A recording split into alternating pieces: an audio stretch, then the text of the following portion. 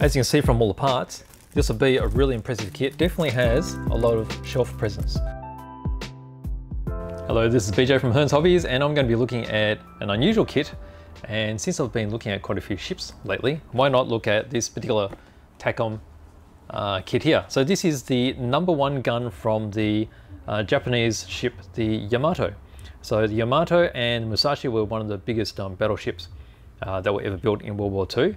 So they were from the same class of ship, but the Musashi was actually just a touch longer, being a sister ship, and had slight differences to it. But this is quite interesting because this is like getting one detail of the ship and having a full look at that particular part. So if you look up at this Scharnhorst I've got up here, so just to give you an idea, this is the #1 gun on the Yamato, which would have been about here. And this kit comes with a base, so it's going to show a bit of the deck across here as well. So something a bit different. Let's have a close look inside. So as you can see,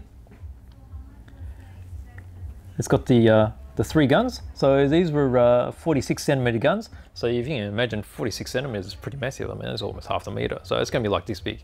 So that's the diameter of the shells that were going into this thing. Now, when I open it, I think you're going to be quite surprised. So it's 1:72 scale.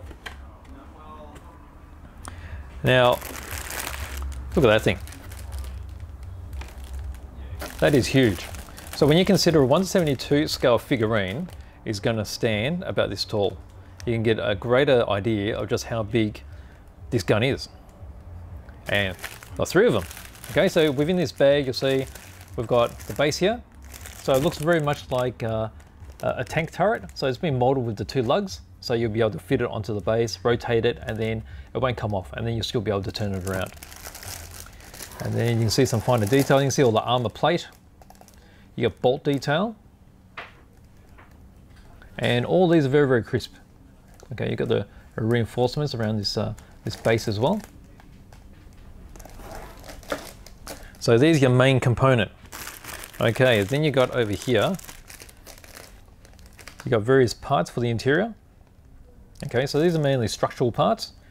So they'll be used for supporting the guns themselves. So of the 3 guns, we have this one. Okay, so 2 identical sprues. So the guns are in halves. So you got 1, 2, 3, of course. And then you've got very small details. So these will be there'll be control rods of some kind. And then you've got wheels and such, and we'll find out in the manual as we have a closer look. Now, what you may not be able to see is these are actually the ends of the barrels, and you can see rifling in them. So rifling is the lines that they milled into the gun itself, so that when the projectile came out, it actually rotated as it was coming out. So you can see those in there too. So very, very nice detail they've added there. Okay, so you get your main barrels here, and then you've got other components as well. All right, so that's that part. Okay, this part here, you've got this will be the front armor plate of the turret, so the mantlet. And then you've got various doors. You've got entry doors here, and then you've got a variety of ladders.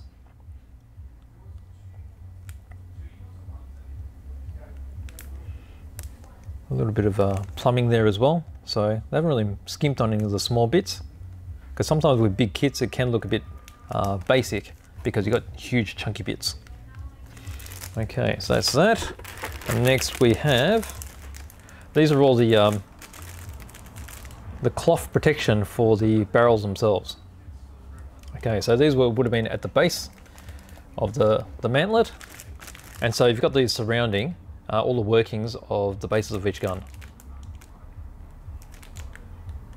So from what I can tell here, so you've got alternatives. So you see the angles here are slightly different. So you can have, I guess like the image here, you can have 1 or 2 guns at full elevation, and then the other one at a level elevation. So obviously these flatter ones are going to be the flat elevation, and these are the raised ones. So you get your choices there.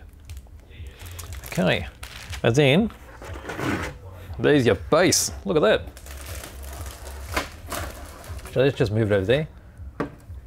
Okay, huge base for mounting the gun. I quite like the angle that they've molded the detail. So it's not perfectly straight, which keeps it more interesting.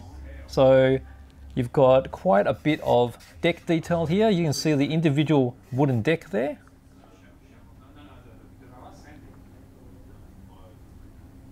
And then you've got the offset turret, so that when you have it mounted here, the gun can actually point out like so. And then to give you an idea of the overall size, all right, so you'll probably have these mounted like that. Okay, so you imagine this is the front. Have this mounted like that. And if you wanted to, you can have some figures around there as well. It gives really good indication of scale. And then to get the overall idea of the size, so you have these guns mounted in like this. So it's got definitely a lot of presence. Have one for elevation, flat elevation.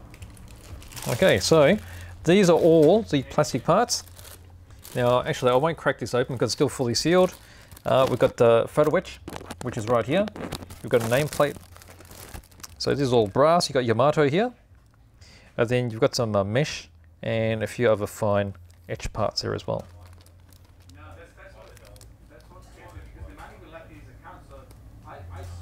And then you got your manual inside. So manual is not so thick. Well, there's not that many parts to it really. But as you can see from all the parts, this will be a really impressive kit. So it's still taking a lot of time, even though there's not a lot of parts. But it's really interesting, I think, and definitely has a lot of shelf presence. So imagine if you had a smaller kit of the Yamato. I mean, even a 700 scale one mounted in the front, just to give it some reference. That'll look really fantastic. So this is the Takom Yamato #1 gun with the base. So it's almost like a diorama by itself. So very nice indeed.